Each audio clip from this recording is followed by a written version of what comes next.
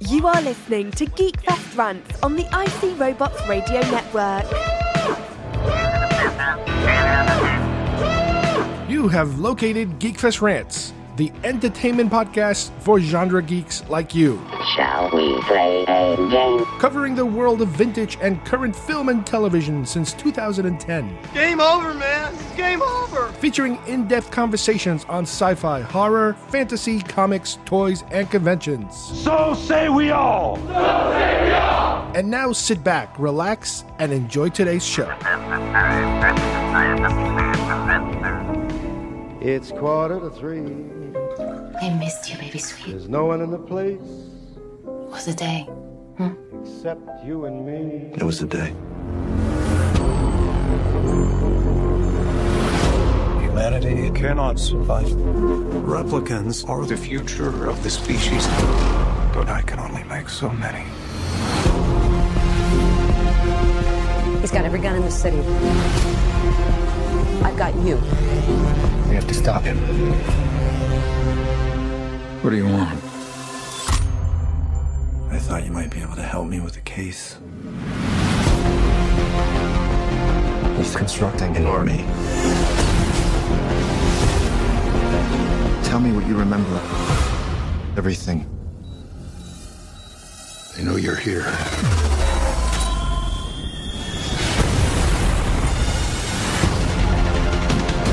He's on your tail.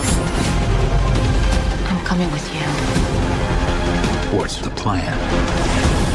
We don't run. You do not know what pain is yet. You will learn.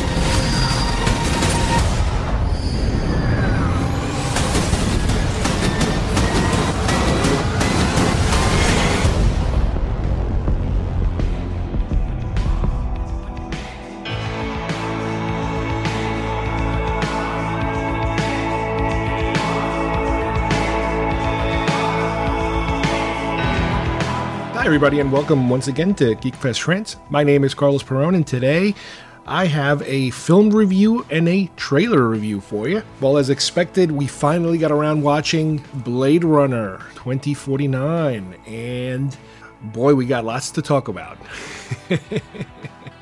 Overall, I enjoy the film.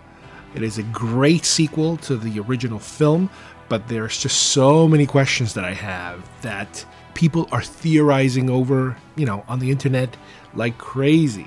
And we are going to explore some of those theories, some of those questions, some of the possibilities of what these answers might be. And we're going to take a look at the film itself to see how it compares. Like I said, it's a great sequel. A couple of old faces and a couple of new faces introduced. So we will look at that, and then we will review the newest Star Wars The Last Jedi trailer that dropped a couple of days ago. Boy, man, are these trailers good. I always keep saying this. Whoever is in charge of generating interest and marketing and, keeping us on the edge of our seat, they've done it again. This new trailer they put out has so many juicy bits of information, and it's just hard to believe we're only 2 months away from this film coming out. And, to get our hands on such a cool trailer, the images are fantastic. The music is fantastic. I cannot wait to see it. So let's get started with Blade Runner 2049.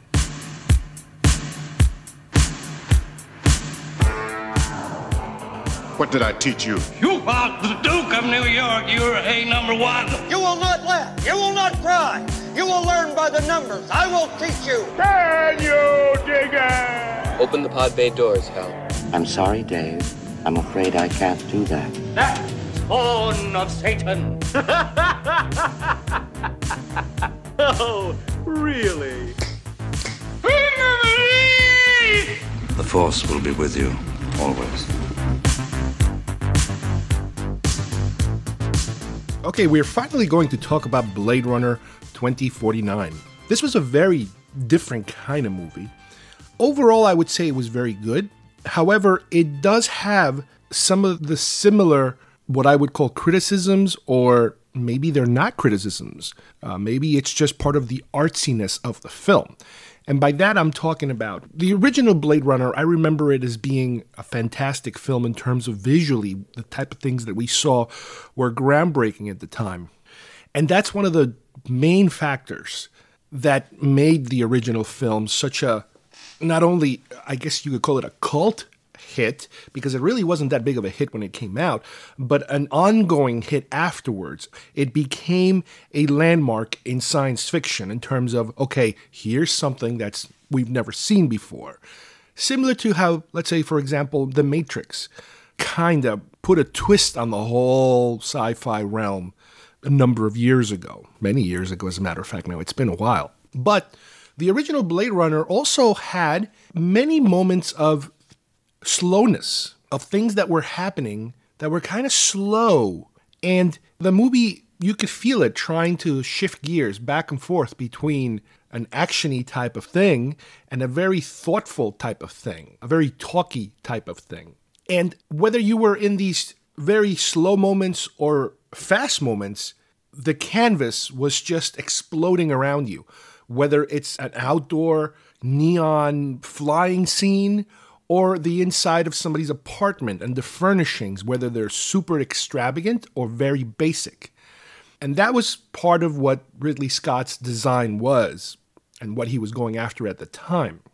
The back and forthness of the movie, again, I believe that was his creation. Now, obviously, we all remember that originally the film had a narration because it kind of helped the audience understand where we were at and what were and some of the things that were happening. And that was something that was mandated by the studio that he didn't feel too happy about. And later on, when he did, director's cuts and then the final cut, he removed a lot of that stuff and added some stuff too. One of the things that he added was a bigger hint, not a definite confirmation, but a bigger hint of the character of Deckard himself most likely being a replicant too.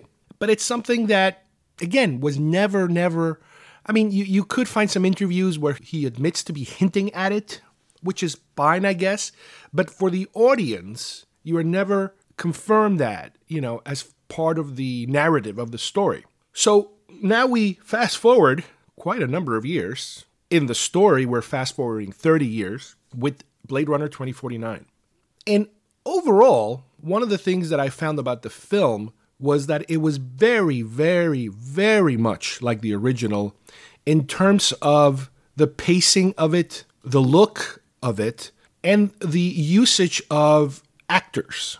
Now, I'm going to go deep into the story itself, but I am going to be spoiling things left and right, as usual. The story is somewhat complicated, and you can kind of fall into some pit holes here or there where you're like, wait a minute, was this supposed to be that or was that supposed to be this? This is definitely a movie that I would love to watch again, but at this rate, obviously, I'll just wait for the video to come out.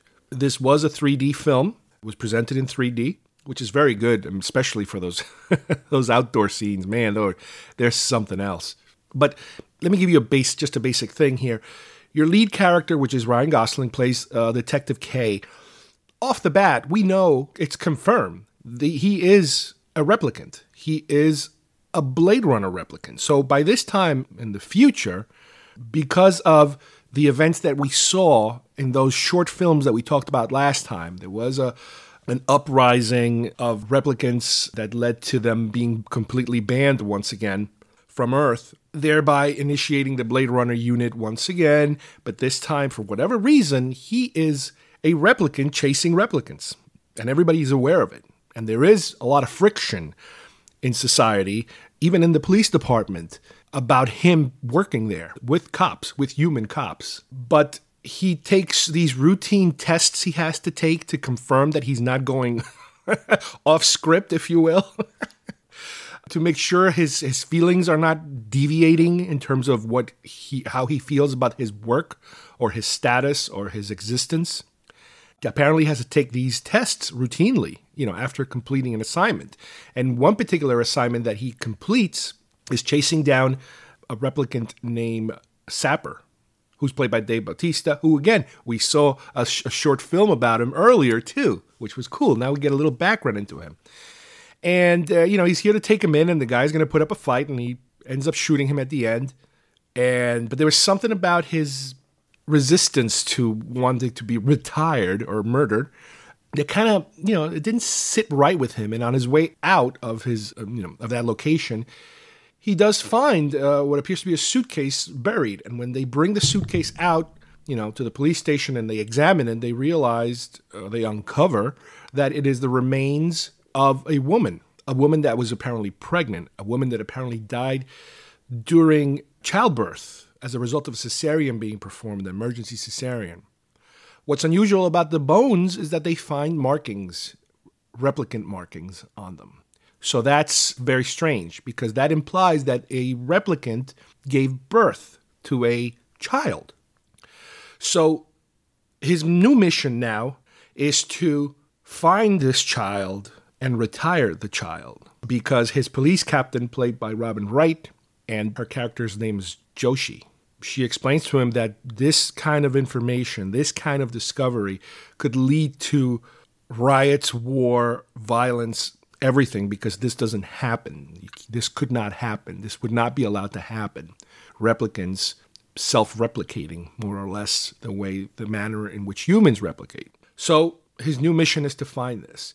Now, we learn a little more about him, about where he lives. He has a holographic girlfriend, basically. So it's kind of weird when you think about it. It's a replicant, a robot that has a holographic girlfriend. So he's, he is trying to replicate.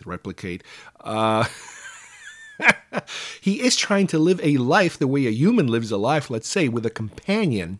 But in his way, it's different. And one of the things that it is the technology is amazing. They show you his apartment, how there's this bar that runs across the ceiling of the room of his apartment, and it can project the image of his holographic girlfriend anywhere in the room. And one of the things that he purchases is a remote device now where he can, instead of that person only being able to live in that room because of the holographic projector, he can now take it with him. So he has a portable projector, that he kind of gives it to her as a present, as a present to his girlfriend. It's like, well, this is going to allow you to now come outside. And there's a scene where he takes it to the roof of the building, and he's able to, they're able to stand out there in the rain, and she gets to feel the rain, whatever feel means to her. It's a whole other thing. And she is reacting the way that you would imagine something like that would react. So one of the first places that Kay visits is the headquarters of Neander Wallace's corporation. Now, Neander Wallace is played by Jared Leto, the guy's just amazing. We saw him in the short film earlier, and we got a taste of what kind of character this guy is. And yeah, he's a rough one, if you will. But one of the things that he finds out by visiting Wallace is that the bones could be traced back, or I guess the DNA or the genetic makeup or the manufactured makeup of those bones could be traced back to a replicant named Rachel. So here we go. Now we have the connection to the first film.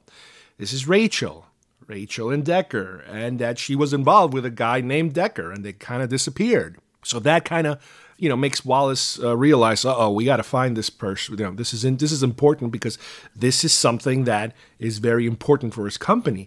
If all of a sudden his replicants now are able to reproduce. Now, we don't know exactly for what purposes he finds that interesting, because if you think about it, it could be a bad thing for him, that it could be a good thing for him. I don't know. It depends. You have to think about it. I don't know what take they're going to have on it. But all you need to know is that all of a sudden now he puts his, let's say, number one thug replicant, her name is Love, L-U-V, Love, on the track, for Kay's investigation. So Kay returns once again to the original place where he found those bones and is searching through the home of Sapper, to see if there are any other clues there that he could find. And the only unusual thing that he finds is a date on the bottom of a tree. And that's a tree that was, first of all, it's a dead tree. And in the bottom of that tree, somebody had carved out a date. So now he's got a date to go on. Now, what's important about that date is that he later on finds out, because he's searching all these different places, he goes to this orphanage at one point where all these kids are there, and they're like manufacturing things for people. And he roughs up the owner of the orphanage for information about people that were born around that time in that area, because he's trying to figure out, what happened to this kid. Where would a kid go if they wanted to hide him and that sort of thing. And he ends up in this facility, which he has been having some memories of, which again, these are replicant memories. So you can't really tell, are these manufactured memories? Are these real memories of a whole bunch of kids chasing another child and the other child being beaten up? And before he gets beat up, he puts away what appears to be a toy. He's hiding a toy.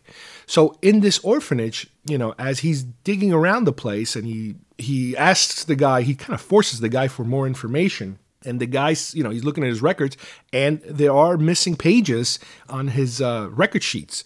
So he doesn't know, the kid that was born on that day, that particular day that he found that carving, they're gone. Those pages are gone, so they're missing. So he's wandering around there some more, and he finds that there's an area there that is very similar to that memory that he keeps having about children chasing one other kid. And he digs around there, and he finds the horse, that little wooden horse, the little toy horse from his memory in what appears to be like some kind of foundry or like an abandoned foundry or something like that. And on the bottom of the horse, there's that date. So wait a minute. Now you have the date on the bottom of the horse. Now you have the inscription on the tree. So there is a connection there that he's trying to put together. So he keeps looking, and he's able to find some DNA records of a birth taking place around that time, where the records are just messy, and there appears to be a situation where twins are born, but that only the boy survived. The girl died. So with that information, you can kind of tell now that he's kind of piecing it together. He's having memories of being a child, which you shouldn't have, but you kind of should, because the replicants always want to implant them with fake memories anyway, but, to make them more human. But he's having very specific memories, and not only is he having these memories, but now these memories are tied to an actual event that took place of a boy being chased around and having to hide, this little horse. So he goes to visit a doctor who's a specialist apparently in memory implanting. He meets this woman. Her name is Dr. Anna Stellin. And she's a little weird because she seems to live in an isolated kind of bubble because of her immunity problems. All her life apparently she's been living in this bubble, and she works out of this bubble, this little room in a special scientific environment. And she's asking her about memories and this sort of thing and how they work. And he tells him outright, it is illegal to implant real memories inside of a replicant. So he now is starting to believe that, wait a minute, if you can't do that, then he might be a real person then. He's considering that possibility, or at least he could be the result of a replicant-human, relationship. He might be the person he's looking for, especially since the records indicate that only the boy survived. So he's starting to, kind of freak out at this moment. So he goes back to his office, to the police station, and he has to take the test again like he does every time he returns. And he fails it really bad. He's having problems. His feelings are kind of coming out. And he failed the test, but he tells his boss that he completed the mission, finding and killing this child. Obviously, he's lying, and that's probably part of the reason why he's failing the test, I imagine. But Joshi tells him that, he's got 48 hours to get lost, to disappear. She's kind of cutting him a break. So at a certain point, he also goes, he wants to go looking for Decker now because he might have more information on what's going on.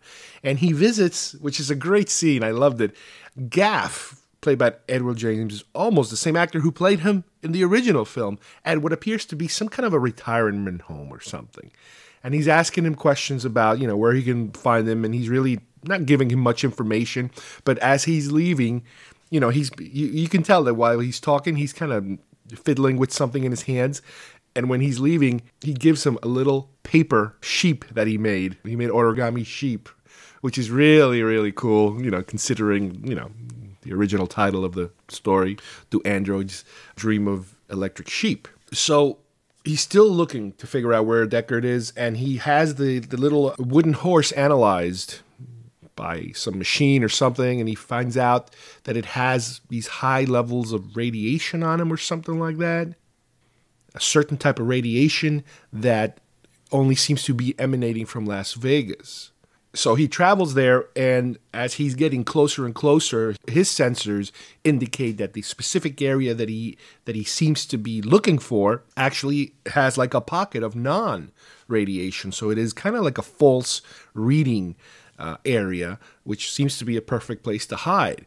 If you remember the trailer, this is all those scenes where he's walking through this very orangey, dusty landscape. And again, the art direction here, the sets, they're just incredible. The look of it's perfect. In the trailer, you get a little snippet of it, and it is just perfect. That it's like it's basically a ghost town. I guess it's supposed to be an area that is abandoned because of radiation or something. But when he walks into the structure, the actual building, it's Las Vegas. It's supposed to be some kind of a casino, abandoned casino. He eventually meets up with Deckard, and they have a nice fight before they're able to talk. And Deckard reveals to him that, this is what we had to do, and the records were scrambled, and one survived and one didn't, and it was done on purpose to protect Rachel and the baby. They went in one direction, and he went in a different direction, and that he was able to kind of find a group that would take care of her. A group of other replicants. So Wallace's henchman, Love, she eventually catches up to Joshi and basically kills her and one of the lab people there. And they are able to locate Kay. So now they come after Deckard and Kay.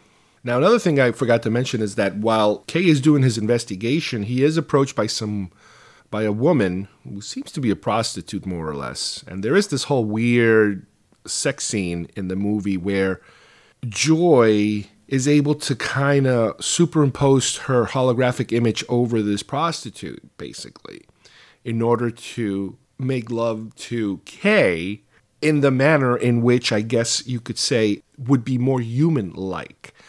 So it's a really odd scene, but then we find out that that prostitute is working for somebody because she kind of drops a homing beacon into Kay's jacket. And at the time, we are suspecting that she is probably working for Wallace. However, fast forward now to the scene where Love is trying to locate him, and she's at the police station, and she does, like I said, kill Joshi in the process of trying to find out where Kay is. So now all of a sudden you're like, wait a minute, what are we dealing with here? Wasn't that other person, in on it, kind of? So it's a little confusing at this point. So eventually, like I said, they find them and they have a shootout, and Kay is injured as a process of the shootout. Love's henchmen and her, they grab Deckard, put him in one of their spinners, and they take him away. And before Kay could be killed by the remaining henchmen, this group comes out of nowhere and saves him. And this group of what then we realize are replicants are this group that originally were protecting Rachel's baby. And they're basically almost like a freedom fighters. It's an organized level of replicants, like an underground group that are protecting her because of the fact that she was born, and it was such an important event for them. So they save Kay. So now Kay has to go and rescue Deckard because they got him. So Deckard wakes up in Wallace's, I don't want to call it office, his thinking room or whatever that main room it is that he's at. And they start to have a conversation where Wallace wants to know, where is this child? He wants to know the information because he has his own agenda of, I guess, being able to produce robots or maybe not allowing robots to be able to multiply on their own or with the infusion of humans. It's unclear exactly what his plan is, but you do know that he wants to get his hands on this child. And Deckard won't help him.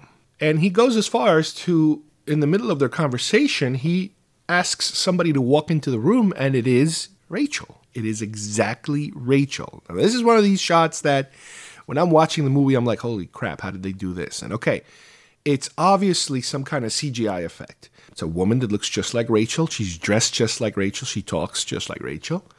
But Decker, he understands what's happening. He knows that this is just a trick that he's trying to play on his emotions. Wallace is trying to kind of yank at his heartstrings. He says to him, well, Rachel had green eyes or something like that, which at that point, Wallace has realized it's not working. The trick is not working. So he just nods to Love, and Love just takes her gun and shoots her in the head. So it's almost like having her die a second time now for him. But again, he understands this isn't real. So Wallace just says, you know what, take him away. And I think the plan is supposed to be to take him off-world and just torture the crap out of him to get the information out. So as they're on their spinner flying away, Kay is able to intercept that spinner. And they both kind of crash into the other side of the border of the Los Angeles area, basically. And that is this, and we've seen it because he's gone in and out of this area so many times. It's a protective wall. It's a protective wall because apparently the sea level has risen so much that they need this huge wall protecting, the water that's coming into Los Angeles. But they fall on the water side, which is kind of like a very small shore at that point. And they're having this fight, he's able to kill the henchman, but not Love, obviously, because she's very, very strong. So the battle then is between Love and Kay. And they go at it for a while, and eventually Kay is able to defeat Love. And, as the water is starting to rise and Deckard is starting to drown little by little, he is able finally to pull him out, off the spinner. But he is, once again, he's injured again. He was stabbed a number of times, by Love in the process. So Kay's not doing very well. If he was a regular human, he'd probably be dead. So you can kind of reaffirm the fact that whatever suspicions he had of being that hybrid child, they're pretty much gone because he does have replicant-like strength. Let's put it that way. He's able to burst through a wall when he's trying to rescue Deckard in Las Vegas. So there are certain things he does, and the amount of punishment that he's taking really leads you to believe, okay, he's not. So what he does is he takes Deckard at this point because he thinks he's kind of figured it out at this point. He takes Deckard to Stelline's office. This is the girl that was the specialist in memory implantation that's living inside that bubble room, because he figured out that is the person that is probably Deckard's daughter. The fact that they scrambled the records, on the record stating that the girl died and the boy survived, was done on purpose to just throw people off the scent, when in reality it was the opposite. And the movie basically ends around that point where Kay is what appears to be fatally injured at this point. He's sitting outside the steps of this office building where she's working in, and he tells Deckard to go in and meet his daughter. And that's where the whole thing ends. So it's somewhat an ambiguous ending. As the movie is ending, you hear Tears in Rain theme from Blade Runner, the original film. There are so many questions that are unanswered, or that I even slipped through watching it. This is one of these films that I definitely think I need to see a second time because I need to mine it for information. There is much deliberate vagueness in the information you are given. And in a way, you can kind of say that's good or you can kind of say that's bad because, granted, we with films, we like to have everything given to us. We don't like to think too much. I hate to say this. And I've talked about this many times before. When you're dealing with films like Christopher Nolan type of films, these are films that you have to think because you have to put the puzzle together. It's not usually given to you on a silver platter. And this film does that too, I think, in a way. They're very vague answers. I had to go on YouTube and on the internet afterwards and try to say, ending explained or, mysteries of the film or stuff like, film explained. There's so many little factors that are like, oh, is that what they meant? And even the people that are theorizing on some of these things, they're not entirely sure themselves. There's one aspect of the film where when Wallace is meeting with Deckard, Wallace is almost hinting that maybe even Deckard is a replicant. And this is something that's been going around for a very long time now. I know that I've read articles that Harrison Ford thinks he's not, and Ridley Scott thinks he is. So there is an argument between these two men as to the nature of this character. Granted that Ridley Scott, with his director's cut and later with his final cut, he's made it even more obvious, or he hinted at it even more than before, that Deckard is a replicant. There are certain shots in the film where you see his eyes glow a certain way that only replicants seem to do, like the owl, like Rachel, like himself. And it almost seems as if they were enhanced as these final cuts or special editions came out. They added the unicorn dream scene, which is something that, again, hints at it and explains it a little more. But he has never, on film, given you that fact, if it is a fact. So it's, he tries to be ambiguous about it. Now you think about the possibility of how does him being a replicant then affect, this particular storyline. So in other words, if the mystery of this film is the fact that a human and a very special replicant were able to have a child, if Deckard's a replicant, then that means a replicant and a very special replicant were able to have a child. So does that make the story any more difficult or not? Hard to say. The other thing is this. By Rachel being a special model, as we were told that she was a special model, she did not have a 4-year lifespan. Granted that if that could be true or that could be false. And the reason I say that is because we meet her at a certain age, and I don't know, 2 years later, 3 years later, she has a child. You know what I mean? It's kind of like in the realm of possibility, that she could still be just a 4-year, because apparently she died at childbirth. Okay, so she could be either one. She could be one or the other. Who knows? Deckard, on the other hand, now we're dealing with somebody different, because if he's human, he's human. Fine, no big deal. But if he's a replicant, he's already outlived a 4-year lifespan. He's now, it's 30 years later, more or less. So maybe he is the one that is supposed to be the one with the, normal lifespan. He's able to age, at least. We see his face has changed like a normal person has changed. I don't know if that's something that's addressed in the film in terms of, are these non-expiring replicants, are they capable of physically aging, or are they stuck with that face for however long it is that they're going to live? Do they go from being an infant to an old man? Or is it whatever inception, date that these robots have been given, is that how it works? Unknown. Again, it's up in the air. I did read a short article also about how Jared Leto had asked the director, because apparently when Wallace is examining Deckard while he's out cold, he's out passed out, he does perform tests to examine his brain or something. And he kind of hints at Deckard possibly being a replicant. But we don't know if that's just to throw him off or to screw with him or it's real. And the director told them that he would allow Jared Leto to decide, as the actor playing, as part of his character, let him decide whether, what it is that he saw in that scan and whether what he said is true or false, which is really interesting if you think about it. I'm like, wow.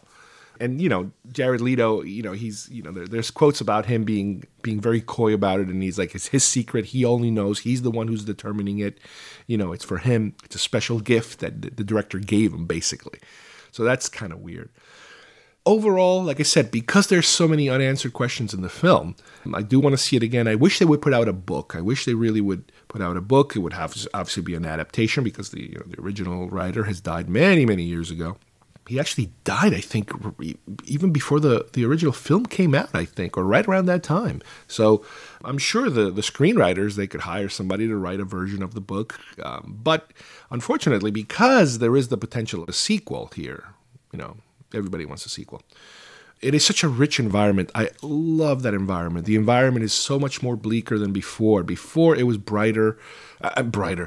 Most of the film takes place at night, but there was more life in this environment, in this older environment. Now, you could tell, 30 years later, the environment has been weathered down even more. Just the bleakness of it all. The streets are being, cleaned from what looks like to be snow, but I think it's really ash. It's really just waste. It is just such a ugly environment. But just like in the original, where you had all these artistic, panoramas of just city life and nightlife and rain and just an endless amount of garbage permeating the city. This one does it too. I think one of the biggest differences here is that the first film was so groundbreaking that it will stick with you, or at least with us or people of my age, for a very long time, because we had never seen something like that. What this film succeeds in doing is in continuing that line, that look, but I don't think it breaks much ground in terms of saying, oh wow, I've never seen something like that. No, we've seen something like that. We've seen it in the original Blade Runner. Now, don't get me wrong, it's just beautiful what they do here from a scenic design perspective. I knew they were going to be able to do this. I knew it because a couple of months ago, we saw Ghost in the Shell. And Ghost in the Shell had the beginning of this type of thing, this type of futuristic environment, this anime-ish type of decor, which kind of feeds itself. I know that Blade Runner didn't invent this. I know that some of it came from anime, and then it went to Blade Runner, and then from Blade Runner it went back to anime, and then from anime it came back to science fiction. You know, this is a look, a design that lives on its own. But here, again, they do it great. Ryan Gosling was very good, I think. I know a lot of people don't like him because he is kind of like a one-note actor. And if you've seen him before in other films, the thing that he does, this kind of dead eyes acting style of his, and some people say he acts through his eyes. He doesn't act through his face. I get that. But here it works. I don't understand exactly why they would allow a replicant to be a cop.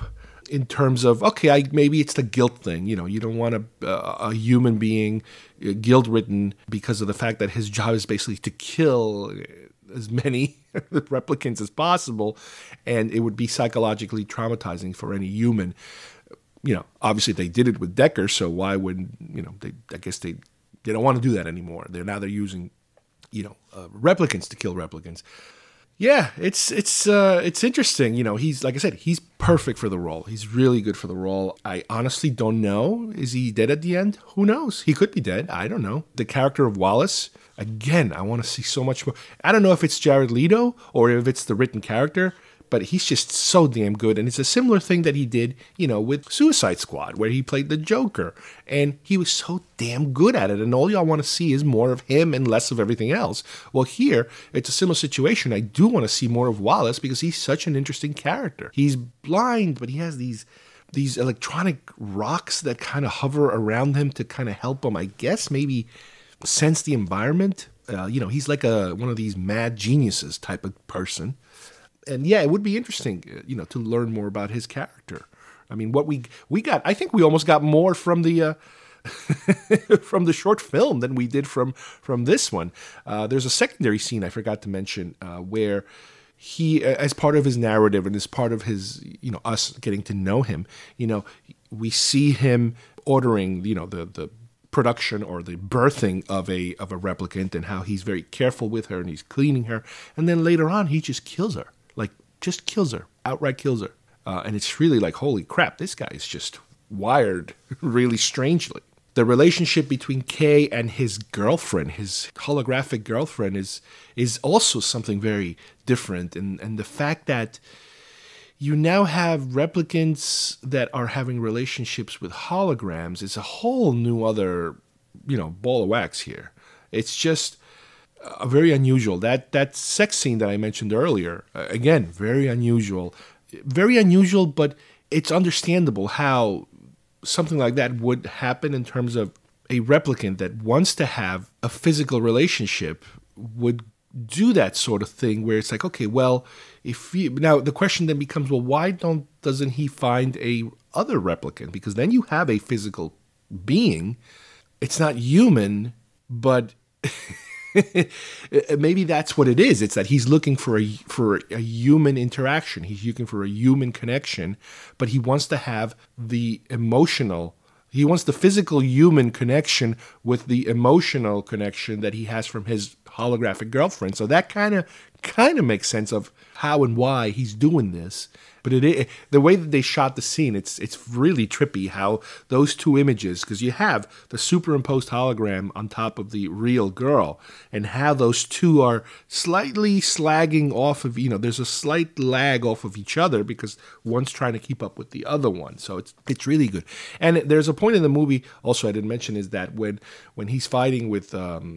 when Kay is fighting with Love, she does notice that, the holographic emitter falls to the ground and she crushes it. And in the process, you see the image of Joy dying, basically, which is the destruction of her program, because he does know that if he loses that program that's in the remote mode, he's gone forever. He can't go back home. The program has been transferred to the portable device. And that is probably one of the strongest emotional points in the film, where you see Kay's heart being broken another time in the film.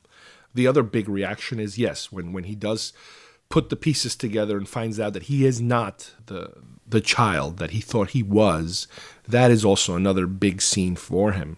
The film music is very good. There are certain cuts in the soundtrack that have the very traditional Vangelis-ish like beats in it. There's probably about 2 or 3 that are very, very... The rest of it is very atmospheric, very grand. The scenes are just like... It's like the beginning of Blade Runner, when you see that eye opening, and then it's like you hear this boom. It almost sounds like thunder, and it's the music. It's this input of information that's coming towards you that you're just kind of trying to piece it together. A lot of that is in there. Like I said, the technology is great. I love all the stuff they did. There's some Sinatra songs in the movie. There's like a holographic player that he kind of drops a little coin into it or something. It's really cool. They did a really good job. And I really hope that they continue this, or at least give us a book. I am definitely going to have to see it again. I saw it in 3D, like I mentioned earlier. I really hope that they do decide to continue with it. Couldn't tell you if this is something Harrison Ford would continue with. Couldn't tell you if Kay lives or dies. I mean, odds are he's dead. I'm not sure, but because you didn't see it happen, hey, they could fix him. Who knows? I don't know. So if you like the first one, I think you are going to like this one. If you thought the first one was a little slow, I think you're going to find that this one's a little slow. It's almost 3 hours long. It's pretty big. And there are these slow points, but again, they're purposely slow points, I think. Just like the original had these sections that were kind of slow. They moved kind of slow, a lot of talking. But overall, when a movie leaves me wanting more of it, like after sitting through almost 3 hours of it and saying, you know what, I wish there was more, I think that's something good. I don't think that's necessarily something bad. I like this world. I love to see more of what happens in this world. There's so many characters that are so interesting that I'm definitely coming back for more if they ever give us more. We interrupt this broadcast to bring you a special news bulletin direct via satellite from our on-the-spot task force.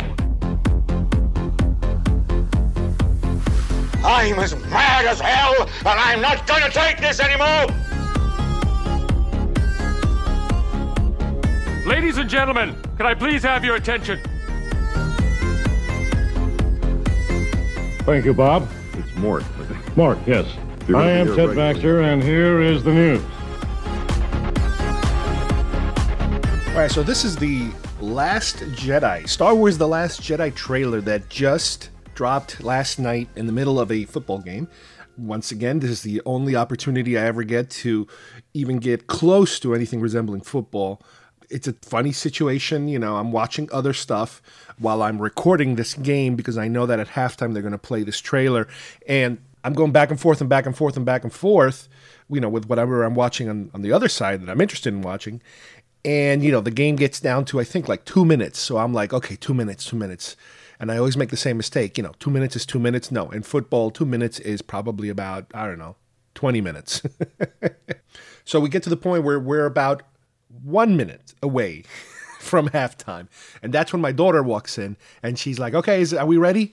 I'm like, no, it's a minute. And she goes through the same frustrating thing of, well, how come a minute is lasting more than 3 or 4 or 5 or 6 minutes? Well, I'm used to it by now, so that's how it works. And finally, they get through with it and they stop, and it's about 10 o'clock at night, I think, by the time that the halftime hit and the trailer dropped. So let's examine this shot by shot, because it's a trailer, you know. They're calling it the official trailer because I guess the previous one was the official teaser. You know, they always change, they go back and forth. This is called a trailer, it's called a teaser, it's a teaser, whatever. The point is that we have a nice, 2.5 minute, more or less, trailer now to pick apart at. Now, the one thing I'm surprised is that they didn't have this at New York Comic Con. Not that I could have seen it, I wasn't there, but it would have been a perfect little treat for the Comic-Con crowd. I mean, this would have been perfect. You give them a sneak peek of the trailer, and then, 2 days later, you have it, for everybody to see. But whatever, they have their own strategy. I don't understand how that works. I'm sure they were hoping it would premiere in that manner. And I'm also sure that they were worried, as usual, about leaks, because obviously even during New York Comic Con, I think they must have released, or they must have shown a sneak peek of an Avengers trailer, an Infinity War trailer, I think, and it had already leaked into the internet by then, by handheld camera, that kind of stuff. So, of which, granted, I do watch a lot of stuff through different means, but when it comes to that sort of thing, when it comes to an actual official trailer, I want to see it in its best possible quality for computer or television. So if somebody has a handheld version of something, I'll skip it. I will skip it. I'm not going to watch it. I'm going to wait for it till it's officially, in a good format. I want to see it in a good format. So anyway, back to The Last Jedi. The trailer starts. We have a shot of what appears to be Kylo Ren looking at some kind of construction facility, some kind of an internal construction facility, assembly line or something like that, of military, what could be ships. It's really hard to say what the ships are, but you can see in the distance over there some AT-AT-looking things, and I know that there are these new AT-AT, I think they call them Gorilla AT-ATs or something like that. That's like the nickname for them because, they're apparently new for this film. And as you're getting the beginning of the trailer, the narration is what sounds like, I guess it's Snoke talking about how, when I found you, I saw so much potential and power and raw energy and blah, blah, blah. And I assume he's talking about Kylo Ren, but it could be wrong. A lot of these trailers, they want you to think one thing, and then in reality, it's something else. So the way that they're editing these shots, because it's heavy New Order footage and Kylo Ren, that's what we're being led to believe, I think.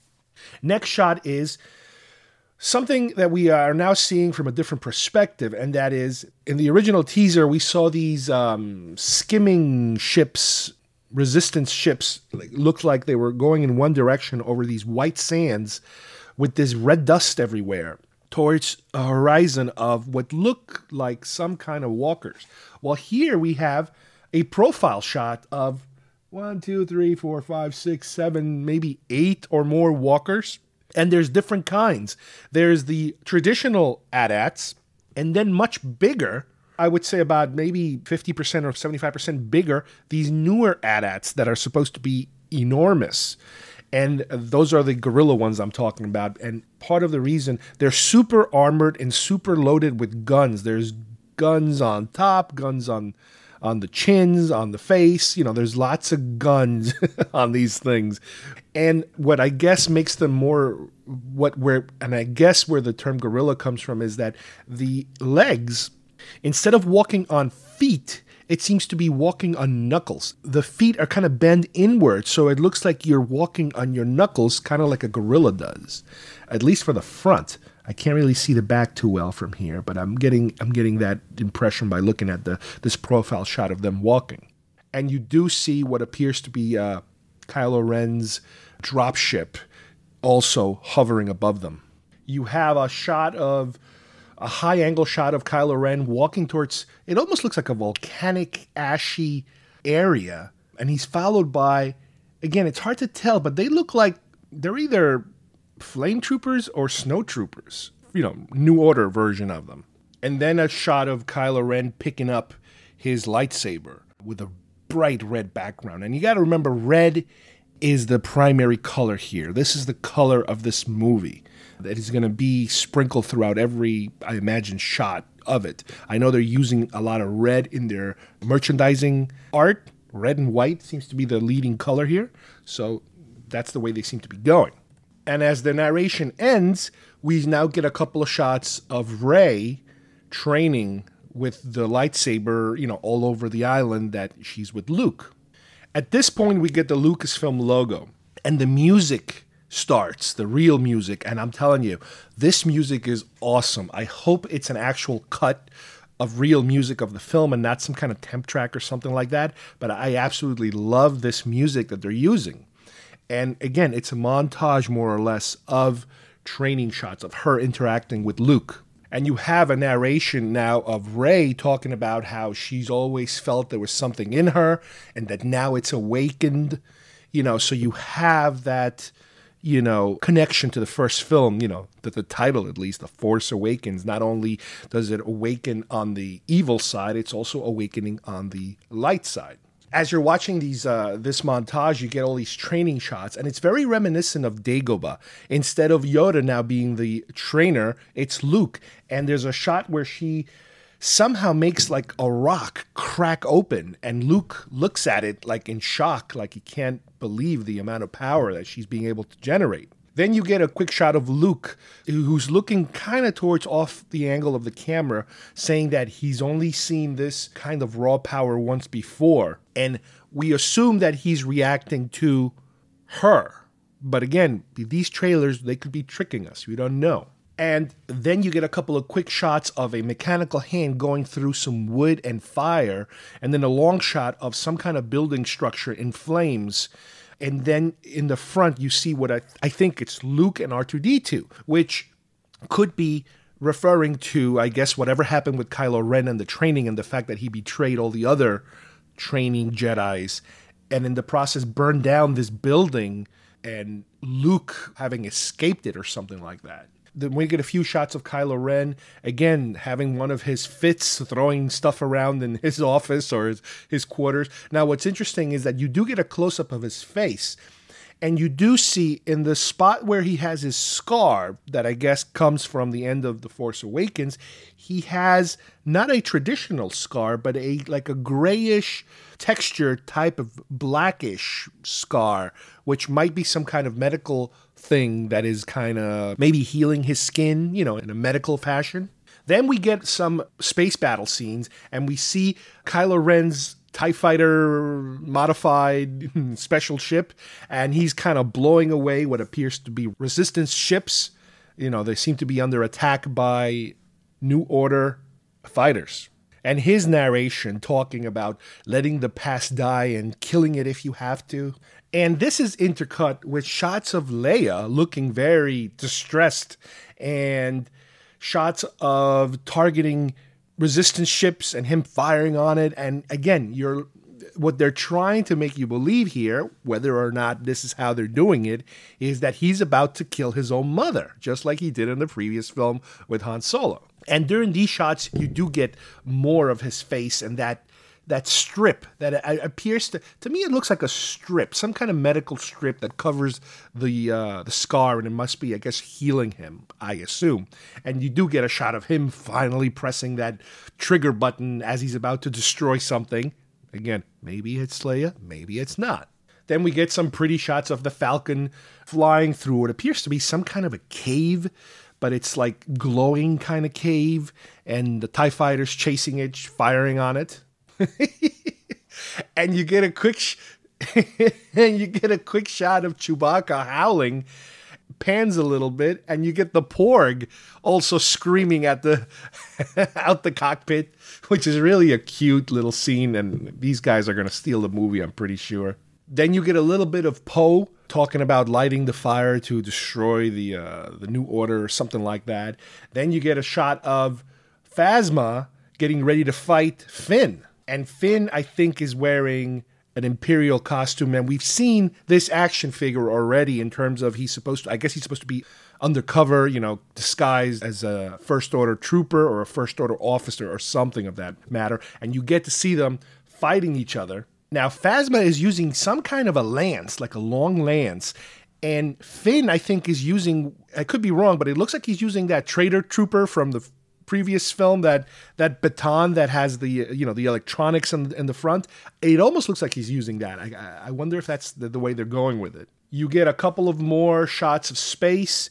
Then you get a shot of Luke on the ground speaking to somebody, and it's dark and it's rainy, and it's very reminiscent of the dream that Rey was having, her memory or something, of the Knights of Ren. It could be something that looks like that, or maybe it is that. I don't know. There are theories out there going around that what she was seeing was not so much a flashback, but maybe a flash forward or a combination. Who knows? And Luke's narration at that point is he's saying that things are not going to go the way you think, which could be a double meaning. It could be something he's delivering to the person that he's acting with, or it could be something he's telling us as the audience. That could be, because like I said, there's so much in this that could go either way. There's a quick shot of what looks like some kind of a dog, wolf, white, snowy creature running away from a field and heading towards like the inside of a building, let's say, next to a mountain.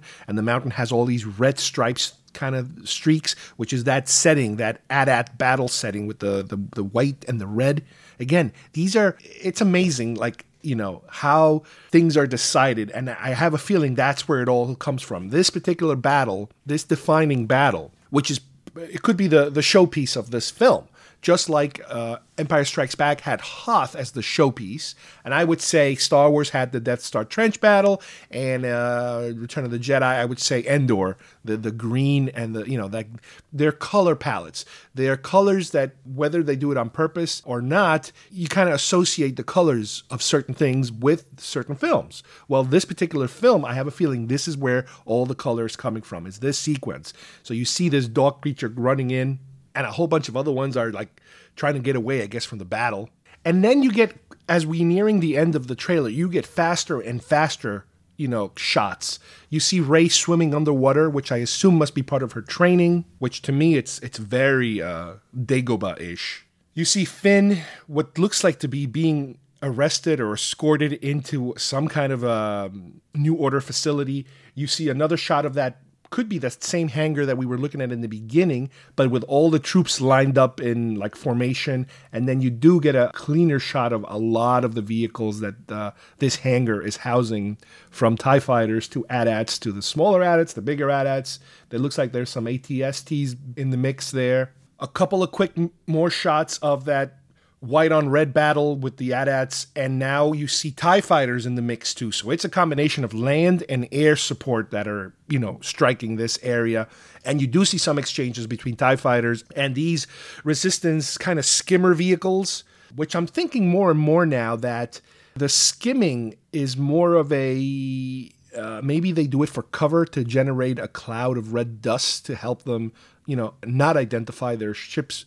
Or maybe it's just the way that you skim water when you fly close to it and you create these ripples. But here the ripples are being offset by the color that's underneath. So in other words, there might be a red cover to this landscape, but it's covered in snow on top of it. So as you kind of disrupt the snow, the red comes up. Something like that. Now, the narration that you're getting under these shots is Snoke saying, fulfill your destiny, very slowly, very emperorish like, and you get a close-up of his face, no longer in a hologram form, but now he's in front of you. He's wearing this gold robe, and he's kind of looking straight at the camera, holding his hands out. I assume he's talking, at first you think he might be talking to Kylo Ren, but it looks more like by the following shot, he's talking to Rey. Because we get a shot of Rey in agony, kind of floating in the air, screaming. And in the background, you kind of do see Snoke's gold robes back there. So she is apparently confronting Snoke in some shape or form.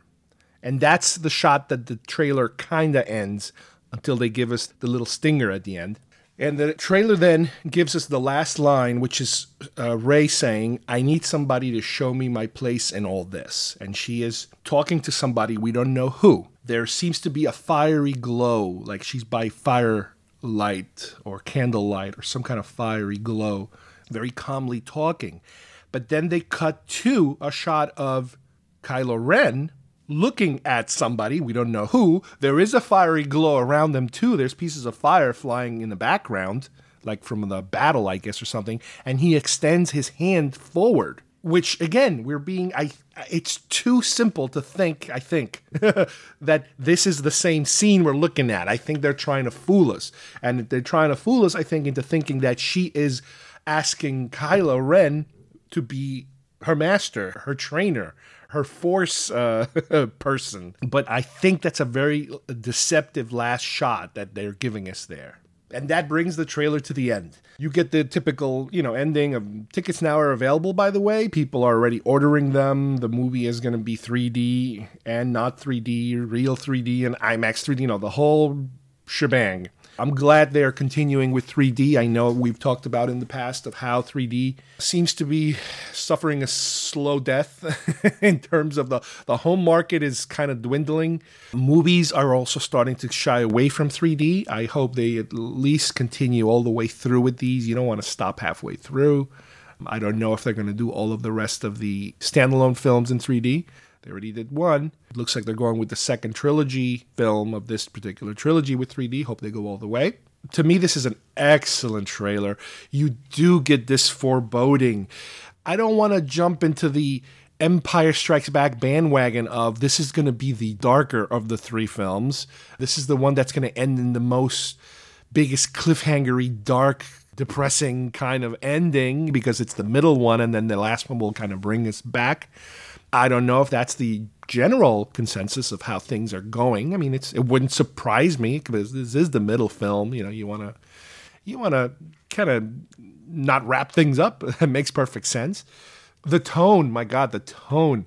One of the things I love that, like I mentioned earlier, is the colors and the colors. And I remember these colors. These are the feeling that I get from this trailer. And even the previous one is the feeling that I remember when I watched the Revenge of the Jedi trailer. The first time that I saw the Royal Guards and Luke all dressed in black and obviously Vader all in black.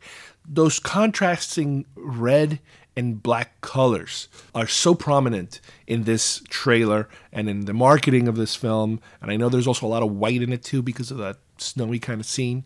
I really, really like that. My biggest hope is that when they get to Snoke and his Praetorian Guards, that they actually do something cool with them. That they don't just waste them, because we've had so many films where they've had so many potentially good characters to explore or to use, and they didn't. In the original trilogy, Boba Fett was kind of underused. He was a fan favorite, and by the time we got to Jedi, they kind of ended him kind of fast. The Royal Guards, I love the design. Like I said, when I saw that trailer, I'm like, oh my God, they have some new bad guys, and they're going to be so cool looking.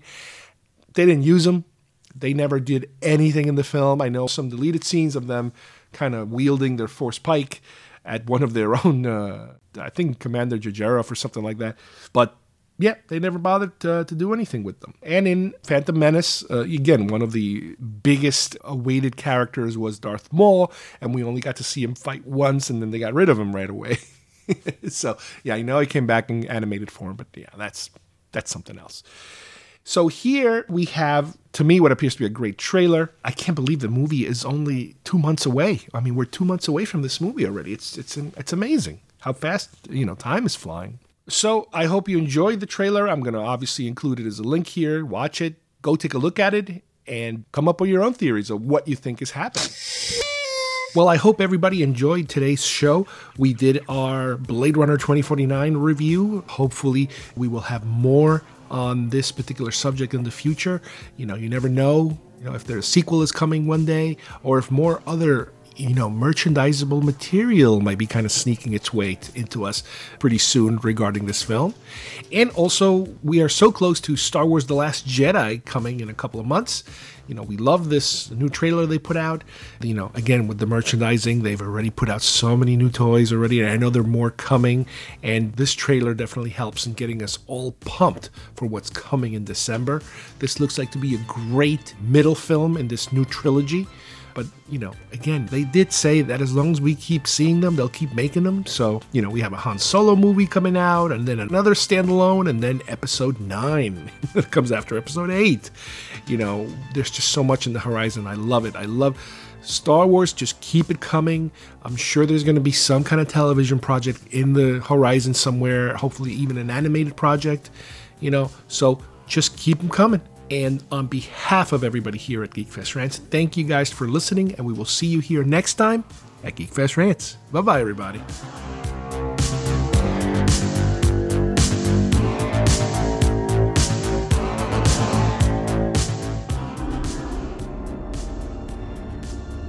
When I found you,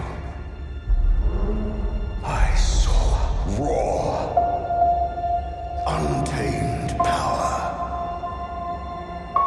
And beyond that, something truly special.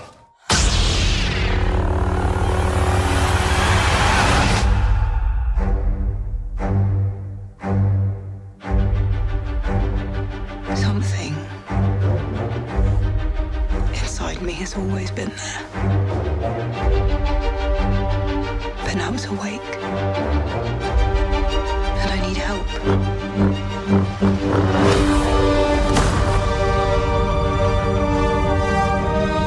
I've seen this raw strength only once before.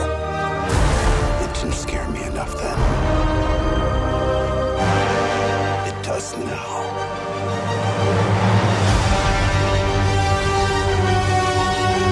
Let the past die. Kill it. If you have to. That's the only way to become what you were meant to be.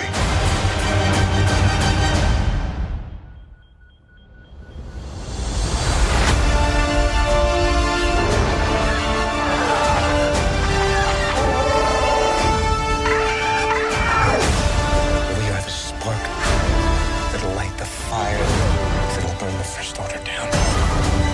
Come on! This is not going to go the way you think. Fulfill your destiny. I need someone to show me my place in all this.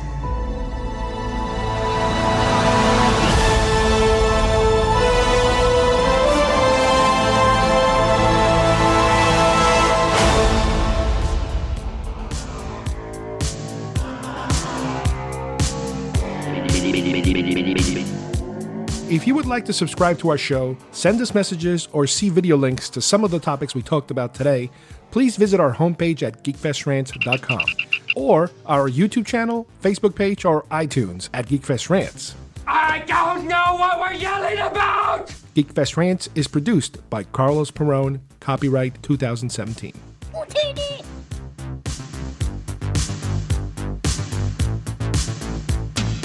This broadcast is part of the IC Robots Radio Network. Visit icrobots.com for this and many other nerd/nostalgia related podcasts. You won't be sorry for long.